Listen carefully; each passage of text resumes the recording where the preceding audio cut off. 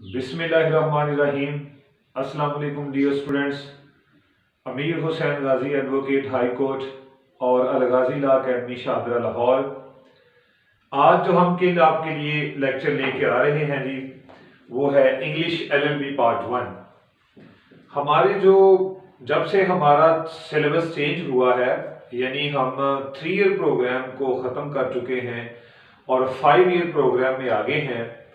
तो 5 year programme के अंदर जो है वो बच्चों का जो पार्ट 1 के जो हमारे स्टूडेंट्स हैं उनका सबसे बड़ा जो मसला है वो इंग्लिश का है। बल्कि मैं तो यूँ कहता हूँ कि पाकिस्तान के अंदर अगर हमारे स्टूडेंट्स का सबसे बड़ा कोई मसला है तो वो इंग्लिश है और उसके साथ साथ हमारी जनरल नॉलेज है। ठीक है जी।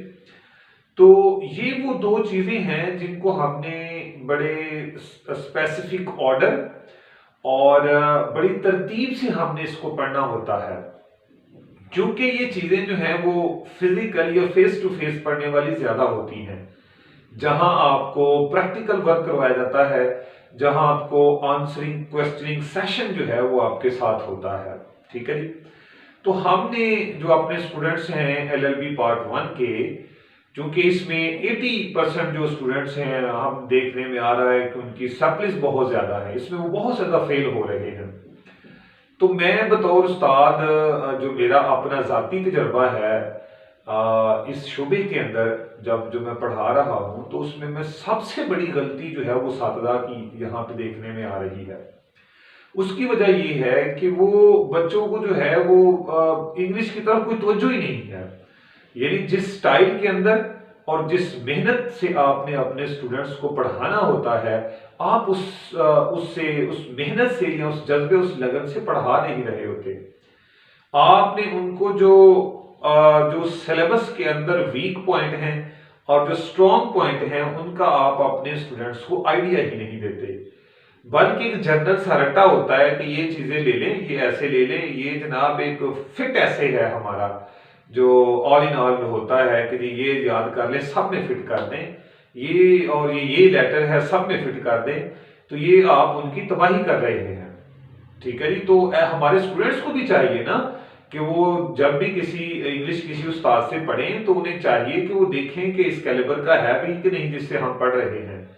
अगर इस कैलिबर का नहीं है तो उसकी मुनासिब जो जहां पे शिकायत है उसको करेंगे, ये तो आपको लेवल ही नहीं है। ठीक है जी। तो ये बड़ी जो है वो हमारे मुआशरे के अंदर जो है वो इंग्लिश को एक बहुत बड़ा सीरियस लिया जाता है, लेकिन इंग्लिश हमारी एक लैंग्वेज है, हमें भी ये समझने की जरूरत है। हमने इसको जो है वो कुछ एग्जाम्स पास करने के लिए हद तक ही समझना है, ये लैंग्वेज है हमारी जो है वो जो उर्दू है उसमें भी हम इतने परफेक्ट नहीं है, तो इंग्लिश में कहाँ हमने इतने परफेक्ट हो जाना है। ठीक है जी। तो मैंने जो है डियर स्टूडेंट्स मेरे जितने भी लेक्चर्स हैं ये मैंने आपको बड़ा अच्छे तरीके से गाइड किया। हमारा लेक्चर है फैकल्टी ऑफ लॉ कि किन उस्तादा से पढ़ना चाहिए, वो मैंने डिस्क्रिप्शन में इस लेक्चर के डिस्क्रिप्शन में आपको दिया हुआ है, उसको भी लाजमी देखिएगा। फिर मैंने एक और लेक्चर है मेरा जिसमें मैंने कहा है किस लॉ कॉलेज में जो है वो दाखिला लिया जाए, वो भी मैंने अपने डिस्क्रिप्शन में रखा हुआ है, उसको भी देखें। फिर इसके अलावा LLB पार्ट 1 के जितने भी सब्जेक्ट्स हैं उन सब के इंपॉर्टेंट क्वेश्चंस जो हैं वो भी अपने डिस्क्रिप्शन में हमने डाल दिए हैं, उनको भी आप जरूर देखिएगा। तो चलते हैं जी आप आज के लेक्चर की तरफ, जो कि है इंग्लिश LLB पार्ट 1। इसको मैंने 2 हिस्सों में तकसीम किया हुआ है, एक मैं कहता हूं स्ट्रॉन्ग जोन और दूसरा कहता हूं वीक जोन। ठीक है जी। तो इन स्ट्रॉन्ग और वीक जोन को जो है वो आपने हर हाल में अंडरस्टैंड करना है कि ये स्ट्रॉन्ग और वीक जोन क्या होते हैं। उससे पहले ये है कि टोटल मार्क्स इंग्लिश के जो है वो हमारे पास 100 होते हैं, इसमें से आपको 45 मार्क्स चाहिए पास होने के लिए। 3 घंटे का आपका ये पेपर होता है। ठीक है जी। तो ये जो जोन मैंने आपको 2 दे दिए हैं स्ट्रॉन्ग और वीक जोन, इसमें 50 मार्क्स स्ट्रॉन्ग जोन में मैंने रखे हैं और 50 मार्क्स जो हमारे वीक जोन में अंदर होते हैं। सबसे पहले चलते हैं स्ट्रॉन्ग जोन के अंदर। स्ट्रॉन्ग जोन से मुराद मैं ये लेता हूं कि ये वो चीजें हैं जिनमें आप थोड़ी सी अंडरस्टैंडिंग थोड़ी सी एफर्ट के करके अच्छे मार्क्स ले सकते हैं। ये वो चीजें हैं जिनके पेट मार्क्स होते हैं, जिनके मार्क्स किसी भी सूरत जो है वो डिडक्ट नहीं हो सकते। इनको अगर आपने अच्छे तरीके से अटेम्प्ट कर लिया है तो फिर आप जनाब इसमें पूरे के पूरे मार्क्स जो हैं वो अचीव कर सकते हैं। ये बात शायद आपको किसी ने नहीं बताई कि ये स्ट्रॉन्ग जोन क्या होता है। इसकी तरफ थोड़ी सी तवज्जो दें, आपको बेहतरीन अंडरस्टैंडिंग हो जाएगी। ठीक है जी। तो ये कौन कौन से हैं, उसमें है जी नंबर 1 पंक्चुएशन। एक आपको पैराग्राफ दिया जा सकता है, ठीक है जी, कुछ लाइनें आपको दी जा सकती हैं, सेंटेंसेस दिए जा सकते हैं और उसको कहा जा सकता है कि आप पंक्चुएट करें। ठीक है जी। तो ये है जी 10 मार्क्स की पंक्चुएशन है आपकी। आप इसमें क्या कर सकते हैं, इसमें को 10-12 जो कॉन्सेप्ट हैं पंक्चुएशन के, बड़ा आसान है इसको समझना, इसको अंडरस्टैंड करना भी आसान है, इसको प्रैक्टिकल करेंगे भी तो बहुत आसान है। ये आपके 10 के 10 मार्क्स किसी भी सूरत जो है वो डिडक्ट नहीं हो सकते। आपने हर हाल में इसको 10 के 10 मार्क्स ले जा सकते हैं। आपने क्या करना है, इस पे तवज्जो दें, प्रैक्टिकली करें। ठीक है, आप प्रैक्टिकल नहीं करते, बार बार करें, फिर इंशाल्लाह आपकी इसके ऊपर ग्रिप बड़ी मजबूत होगी।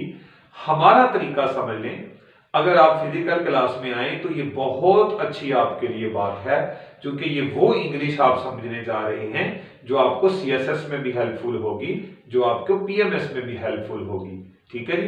तो इसको अच्छे तरीके से आपने अंडरस्टैंड करना है। आपने आगे जाके अपनी प्रीडिंग्स करनी है, आगे जाके आपने अपना एडीपीपी का पेपर देना है, उसमें भी इंग्लिश है, आगे जाके आपने सिविल जज करना है, उसका भी इंग्लिश। अगर आपने सिर्फ प्रैक्टिस करनी है तो उसके लिए तो इंग्लिश इंतहाई जरूरी है। जो पंक्चुएशन के असूल हम क्या करते हैं, हम फिजिकल क्लास में जरूर है, लेकिन अगर आप नहीं आ सकते तो हमारी ऑनलाइन जो क्लास है ना उसको जरूर ज्वाइन कर लें। ऑनलाइन में हम क्या करते हैं, हम रिकॉर्डेड लेक्चर्स देते हैं आपको, ताकि उनको आप बार बार सुने। बार बार सुनने के बाद हम आपको एक आंसर और क्वेश्चनिंग आंसर जो है वो सेशन देते हैं, जहां पे हम आपको ये चीजें अगर आपके जहन में नहीं बैठ रही तो सवालों जवाब का जो है वो आपको मौका दिया जाता है, ताकि आप हमसे कन्वर्सेशन करके मजीद क्लियर करें। आप क्या करते हैं, एक दिन जो है वो आपका राब्ता हुआ, फिर एक महीने बाद राब्ता या एक हफ्ते बाद राब्ता, तो जो भी आपको हम प्रोसीजर बताते हैं उसको फिल फॉर अडॉप्ट किया करें और हमारा जो सर्कल है, हमारी जो एकेडमी है, उसका जरूर हिस्सा बना करें। नंबर 2 है आइडेंटिफाई द सेंटेंसेस। ये कुछ सेंटेंसेस जो हैं वो आपको, आपका जो सिलेबस का हिस्सा है उसमें sentence and kinds of sentences हैं, तो ये 2-4 जो है वो कॉन्सेप्ट हैं वहां पे, ये भी इंतहाई आसान है इसको समझना। मैं बार बार कह रहा हूं कि ये बहुत आसान चीजें हैं। आपने खुद जो है, ये आपको साथीदार ने आपके लिए परेशानी बनाई हुई है, ये इंतहाई आसान है। हम उनके फार्मूलाज आपको जब देंगे, आप उन फार्मूलाज को देखेंगे, बार बार याद करेंगे, तो इंतहाई आसान हो जाता है। तो ये कुछ सेंटेंसेस आपको दिए जाएंगे और कहा जाएगा कि आइडेंटिफाई करें, ये सिंपल है, कंपाउंड है या क्या है। तो ये भी आप 5 के 5 मार्क्स ले सकते हैं। फिर आ जाए आर्टिकल की तरफ। आर्टिकल है जी the uses of the article. Article का यूज कहां पे होता है, इसके यूजेस के जो फार्मूलाज हैं वो जो 15-20 हैं वो हम इंशाल्लाह आपको पूरी तरह उसके ऊपर ग्रिप देते हैं, और उनको जब आप बार बार पढ़ते हैं, प्रैक्टिस करते हैं, तो ये 5 नंबर लेना भी आपके लिए कोई बहुत बड़ा मसला नहीं है। फिर आ जाए वॉइस, यानी passive voice and active voice. Passive voice और एक्टिव वॉइस के जो है वो 10 मार्क्स होते हैं। अब देखेंगे हम क्या करते हैं, यहां पे हम मैप स्टडी करते हैं। दुनिया के अंदर 2 तरीके हैं स्टडी के, एक है SQ3 और फार्मूला, SQ3R मेथड या फार्मूला, और दूसरा है जी माइंड मैपिंग। ये भी हमारे जो एकेडमी है, जो हमारा YouTube चैनल है अलगाजी लॉ एकेडमी, उसके अंदर मैंने ये लेक्चर आपको बता दिए हैं, तो इनको जरूर देखा करें। यहां पे हम माइंड मैपिंग करते हैं बच्चे की। माइंड मैपिंग क्या होती है कि उसका स्केच ड्रॉ कर देते हैं पूरे का पूरा। ठीक है, तो हमारे पास वो जो नोट्स होते हैं, जो हमारे पास मटेरियल है, उसमें हम पूरे का पूरा उसको ड्रॉ कर देते हैं। एक्टिव क्या है और उसका पैसिव क्या है, जितने भी उसके अंदर एक्टिव पैसिव वॉइस बन सकते हैं, जो भी उसके इजी तरीन जोन्स होते हैं, उनमें बच्चों को हम माइंड मैपिंग के तहत समझा देते हैं। ठीक है जी। तो माइंड मैपिंग का मतलब उसका मैप बना देना और फिर बच्चों को समझाना। तरीका होता है ना, पहले उनको कॉन्सेप्ट तो दें पूरे का पूरा कि भाई किस तरह होना है ये मामला, फिर उसके बाद उसके ऊपर उनको तफसीली लेक्चर दें।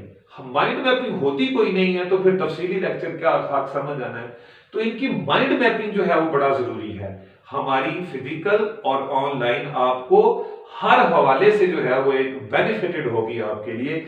इंग्लिश नो प्रॉब्लम, ये बहुत सी आसान चीज है, लेकिन समझाना और समझना जरूरी है। ठीक है जी, आपकी मेहनत जो है वो बहुत ज्यादा यहां पे काउंट करती है। तो हम माइंड मैपिंग के जरिए आपको समझाएंगे। 10 नंबर ये भी सबसे ज्यादा आसान है, ये 10 नंबर आपको लेना। ठीक है जी, इसके बाद चलते हैं लेटर।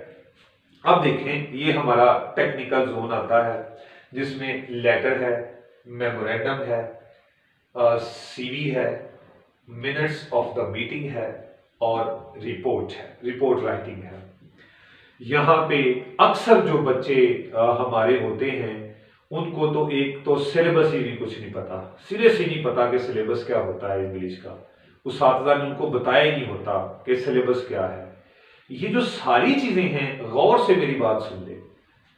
ये letter, memorandum, CV, minutes of the meeting और रिपोर्ट राइटिंग, गौर से सुन ले। इनमें किसी एक को भी चॉइस किया जा सकता है। ठीक है जी, उसमें लेटर भी उठा सकता है वो, उसमें सीवी भी उठा सकता है, मेमोरेंडम भी उठा सकता है, मिनट्स ऑफ द मीटिंग भी उठा सकता है और रिपोर्ट राइटिंग भी आपकी उठा सकता है। ये 20 नंबर का है। तो कभी भी ये ना किया करें कि आपने लेटर कर लिया और सीवी नहीं करनी, सीवी कर लिया लेटर नहीं कर ली। ये ज्यादती करते हैं आपके साथ जो आपके साथीदार हैं। ये सब चीजें आपको समझानी चाहिए उन्हें, कुछ भी आपके लिए आ सकता है। ठीक है जी, तो ये जो 20 नंबर हैं, ये मैं क्यों कहता हूं कि यहां पे 20 नंबर लेना आसान है। इन स्ट्रॉन्ग जोन वो चीजें हैं जहां पे नंबर लेना इंतहाई आसान होता है। क्यों आसान है, याद रखिएगा, जब भी आप लेटर राइटिंग करते हैं तो उसका एक जो फिक्स्ड पैटर्न होता है, उस पैटर्न के नंबर होते हैं अकॉर्डिंग टू लॉ। ठीक है जी, अकॉर्डिंग टू पॉलिसी। तो यूनिवर्सिटी की पॉलिसी और अकॉर्डिंग टू लॉ के मुताबिक जो है उसका जो पैटर्न होता है, पैटर्न भी तो ड्रॉ करना होता है ना। तो ये पैटर्न है क्या, ये हम अपने आप हमारी क्लासेस का हिस्सा बने, ये पहले हम आपको पैटर्न ड्रॉ करेंगे आपका माइंड मैपिंग के थ्रू, फिर उसके अंदर उसकी तफसील में जाए ना। तो पैटर्न के अलहदा से पैट नंबर होते हैं। आप उस पैटर्न के ऊपर चलेंगे तो आपके वो नंबर तो हर हाल में आपको मिलने हैं। बाकी अंदर जो लिखने वाली बात है यहाँ पे वो भी इंतहाई आसान है। 2-3 स्टेप हैं जो आपने अंडरस्टैंड करने होते हैं। हम अपने लेक्चर आगे जो है वो आप तक पहुंचाएंगे अगर आप हमारी क्लास का जो है वो हिस्सा बनते हैं। ठीक है जी, तो फिर ये मिनट्स ऑफ द मीटिंग और रिपोर्ट राइटिंग भी जो है ये आपकी इंतहाई आसान होती है। ठीक हो गया। भी 50 मार्क्स हमने रखे हुए हैं जो कि आपको बहुत ज्यादा स्ट्रगल यहाँ पे करनी पड़ती है। वीक जोन से मुराद ये है कि यहाँ पे आपको कम नंबर आने के चांसेस होते हैं। ठीक है, लेकिन कम नंबर क्यों आते हैं यहाँ पे, वो नेग्लिजेंस की वजह से आते हैं। या आपकी उस नेग्लिजेंस है या आपकी उस साथीदार की नेग्लिजेंस है। तो ये वाला जो वीक जोन है इसके ऊपर मेहनत तो आपने हर हाल में करनी है। तो आपको मेहनत करवाने वाला जो है वो मेहनत के ढंग करवाने का ढंग उसे आना चाहिए, तरीका मेथड उसे आना चाहिए कि ये चीज हमने कैसे अपने बच्चों को करवानी है। क्योंकि ये वो चीजें हैं जिनको बच्चों के लिए अंडरस्टैंड करना, उसमें उस साथीदार का बहुत ज्यादा रोल होता है इसके अंदर। तो यहाँ पे आपके कम चांसेस होते हैं कि आपको नंबर कम आते हैं। ठीक है जी, लेकिन याद रखिएगा कि ये वीक जोन जरूर है, लेकिन यहां पे भी हम बच्चे की जो बुनियाद है, फाउंडेशन है, उसको इंतहाई मजबूत करते हैं ताकि वो अच्छे से अच्छे नंबर भी इनमें से ले सके। और अल्हम्दुलिल्लाह बच्चे इसमें से नंबर लेके जाते हैं। ठीक है, लेकिन चूंकि आपकी अदम तवज्ही की वजह से ये होता है कि आप इसमें से नंबर अच्छे हासिल नहीं कर सकते, क्योंकि ये बहुत वास्ट किस्म का सब्जेक्ट है। सबसे पहले आते हैं ऐसे या मजमून जो है वो आपको 25 मार्क्स का आता है। ठीक है, इसमें से वो आपको मैक्सिमम 450 जो है वो वर्ड मांगते हैं, 400 से 450 या 300 से 450 वर्ड मांगते हैं। ये चीज इंतहाई आम है जो बच्चों को बताई नहीं जाती। आपने उन वर्ड्स के अंदर रहना होता है। 450 वर्ड है तो 450 वर्ड के अंदर आपने रहना है। ये आपको समराइज करने का तरीका बताया जा रहा है कि बात को समराइज और प्रिसाइजली कैसे लिखा जाता है। आपने तो आगे चल के प्लेट्स लिखने हैं, आगे चल के आपने जो है वो बहुत सारी प्लीडिंग्स करनी होती हैं। तो इन ऐसे का मतलब समझने की कोशिश करें, इन ऐसे का मतलब उसको अच्छे और एहसन अंदाज से प्रिसाइज करें। अब ये प्रिसाइज करने का एक बेहतरीन टेक्निक्स है आपको आनी चाहिए, ठीक है जी।